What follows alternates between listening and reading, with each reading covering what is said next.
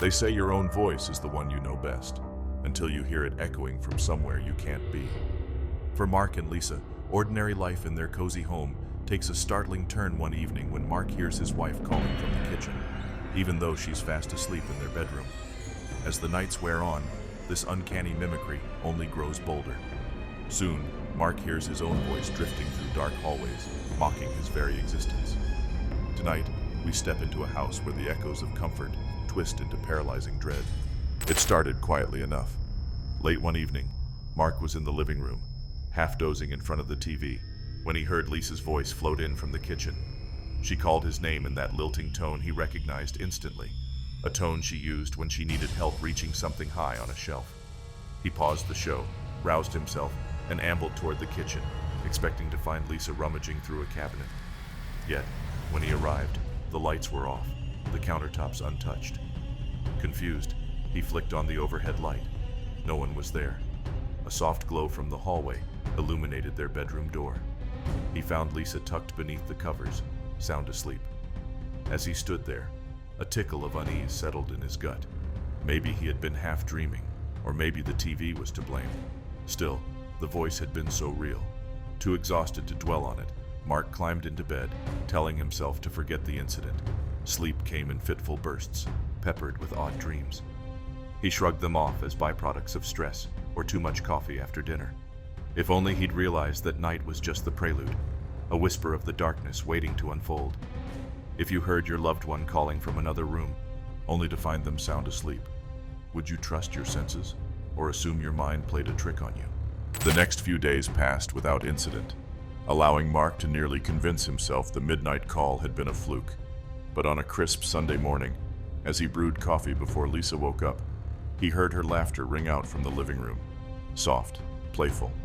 The kind of laugh she only shared when she found something genuinely amusing. Setting down his mug, he walked into the living room, empty again. The TV was off, the curtains drawn, and no trace of humor lingered in the air. A chill swept over him. The laughter had been so distinct, so unmistakably Lisa's. Yet here he was, alone. He stepped into the hallway, heart pounding faster with each step, only to find Lisa still asleep upstairs. He told her about the incident when she finally stirred, but she just frowned, half concerned and half bemused. "Maybe you're overworking," she offered. "Or maybe you just miss me so much. You're hearing my voice even when I'm not there." They both tried to laugh it off. Still, Mark couldn't shake the crawling unease. He found himself pausing at the threshold of each room, half expecting to catch his reflection speaking back at him. It felt like something intangible had wormed its way into their quiet routine, twisting familiar comforts into reasons for second-guessing his very perception. Nighttime soon became an hour of quiet dread. Mark found himself unusually alert after dusk, listening for footsteps or murmurs that shouldn't exist. He started noticing small, unsettling changes around the house. Doors that had been closed were found ajar, though Lisa insisted she hadn't opened them. His favorite coffee mug moved from the drying rack to the kitchen table without explanation. But the worst came one evening when he stepped out to take the trash to the curb. The porch light flickered, casting wobbly shadows across the lawn. As he turned, he heard his own voice drift from behind the front door, calm, casual, and eerily identical. "Hey Mark, hurry back in." He froze, goosebumps erupting along his arms. He stood in the cold for a solid minute, building the courage to re-enter. When he finally did, the living room was empty, silent except for the faint hum of the refrigerator from the adjacent kitchen. Lisa emerged from upstairs, phone in hand, obviously startled by his expression. "What's wrong?" she asked, scanning the room as if expecting an intruder.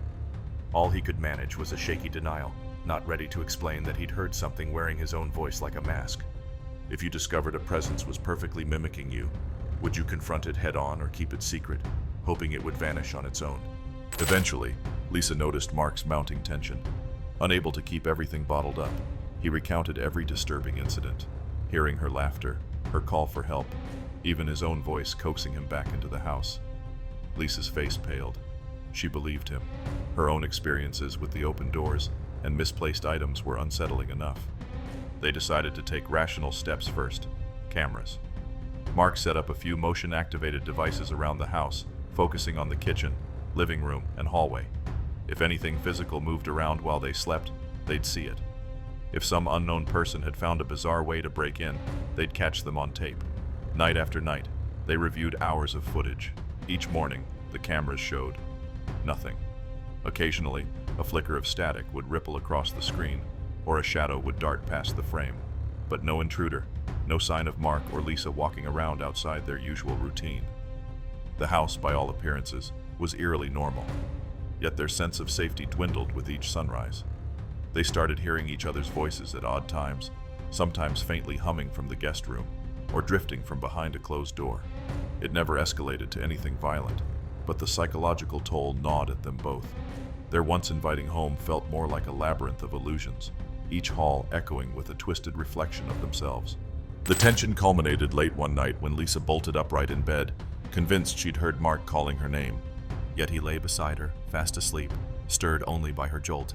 Shaking him awake, she swore she heard him in the living room, his voice hurried and insistent.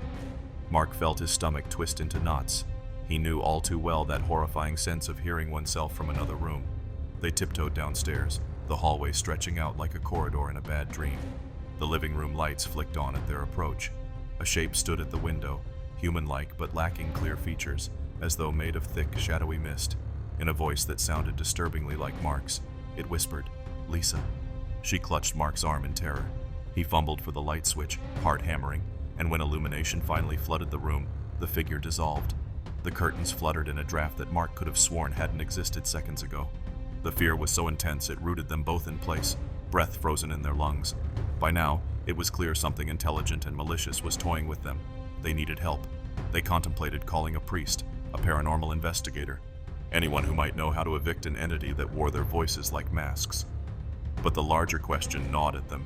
Why had it chosen their voices in the first place? Desperation drove them to act. With nowhere else to turn, Mark and Lisa reached out to an old friend, rumored to be well-versed in the supernatural. She arrived at dawn, her arms laden with tools, candles, salt, and a small mirror etched with strange symbols. Though both Mark and Lisa felt skeptical, they had no other recourse. Together, they walked through each room, sprinkling salt along window ledges and doorways. The friend muttered incantations under her breath, asking for protection and the banishment of false spirits. As they circled back to the living room, the air grew heavier, so charged it felt like a thunderstorm about to break. A faint humming, reminiscent of Mark's own voice, flickered in the corners. At the friend's instruction, they lit candles and turned off all the lights, plunging the house into a dim hush. The friend raised her mirror, scanning the room. The reflection of a shape, vague, pulsating, surfaced in its glass. It seemed to shift rapidly between Mark's outline and Lisa's silhouette, as if uncertain of which form to steal. With resolute calm, the friend pressed the mirror forward, chanting words that sounded ancient and forbidding. A gust of wind rattled the windows, and the thing in the mirror recoiled, twisting into a contorted blur. Then, in a rush of icy air, it vanished. The lights flickered back on, revealing nothing but trembling silence. Though the morning sun was just beginning to glow at the horizon, Mark and Lisa felt the night's terror fade. Their home, at last, was theirs again. Thank you for venturing into this tale of shifting shadows and stolen voices. If someone, or something, tried to mimic you or your loved ones, would you confront it in your own home or flee before it blurred the lines of identity? Let us know your thoughts in the comments. And if this haunting story resonated with your deepest fears, be sure to like, share, and subscribe to Dare to Listen. Because sometimes, the scariest echoes aren't the ones we hear in the distance, but those that speak in our very own voice.